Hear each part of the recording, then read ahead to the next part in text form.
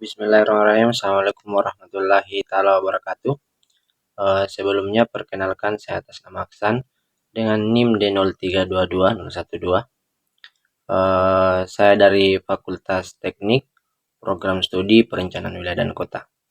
Nah, di sini saya akan menjelaskan tugas akhir saya di mata kuliah pembangunan berkelanjutan, di mana saya angkat permasalahan pembangunan berkelanjutan yang ada di Kabupaten Jayawijaya, Papua.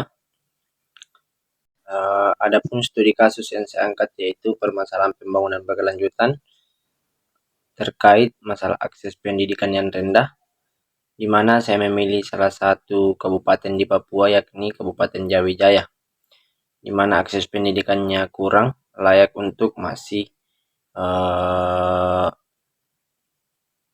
menjadi tantangan besar.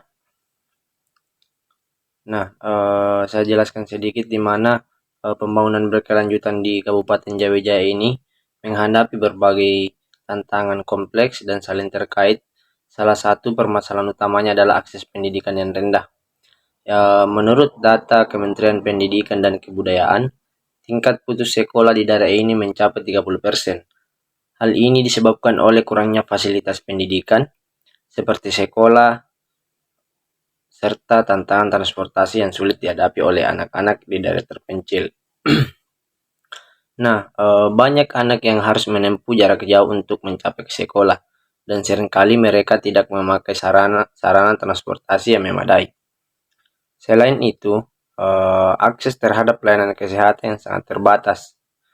Banyaknya puskesmas di Kabupaten Jayawijaya ini tidak berfungsi secara optimal, sehingga masyarakat kesulitan mendapatkan layanan kesehatan yang mereka butuhkan. Ini berkontribusi pada tingginya angka penyakit dan kematian yang seharusnya dapat dicegah. Keterbatasan tenaga medis dan fasilitas kesehatan yang tidak memadai semakin memburuk situasi ini. Untuk mengatasi masalah ini, adapun solusi dan strategi pada studi kasus yang saya angkat itu, perlu adanya pembangunan fasilitas pendidikan yang memadai, mendirikan sekolah-sekolah baru di daerah terpencil, dan menyediakan fasilitas yang layak sangat penting untuk meningkatkan akses pendidikan. Contohnya, program sekolah di distrik Wamena dapat menjadi langkah awal untuk memastikan anak-anak di daerah ini mendapatkan pendidikan yang layak. Di sisi lain, meningkatkan akses kesehatan menjadi prioritas. Pembangunan puskesmas dan klinik kesehatan di lokasi yang sulit dijangkau, serta memanfaatkan tenaga medis lokal dapat membantu memberikan pelayanan kesehatan lebih dekat kepada masyarakat. Hal ini tidak hanya akan meningkatkan kesehatan masyarakat, tetapi juga mengurangi angka kematian yang disebabkan oleh penyakit yang seharusnya dapat kita obati. Kolaborasi antar pemerintah, organisasi non-pemerintah atau NGO, dan masyarakat sangat penting dalam mendanai melaksanakan program-program ini. Pelatihan bagi guru dan tenaga medis lokal diperlukan untuk meningkatkan kualitas layanan yang diberikan. Dengan melibatkan masyarakat dalam proses ini, kita dapat memastikan bahwa program yang dijalankan sesuai dengan kebutuhan mereka. Nah, sebagai penutup pada materi saya kali ini, di mana pemantauan dan evaluasi berkala diperlukan untuk memastikan bahwa program-program ini berjalan dengan baik dan diberikan dampak positif.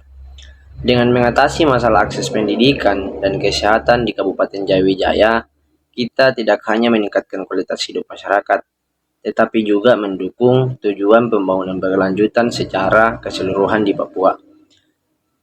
Pembangunan yang inklusif dan berkelanjutan akan membawa perubahan positif bagi generasi mendatang dan membantu menciptakan masyarakat yang lebih baik.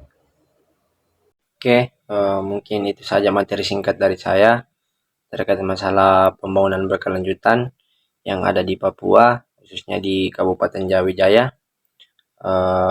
Lebih dan kurangnya mohon dimaafkan. Saya akhiri. Wabillahi taufiq wal hidayah. Wassalamualaikum warahmatullahi wabarakatuh. Terima kasih.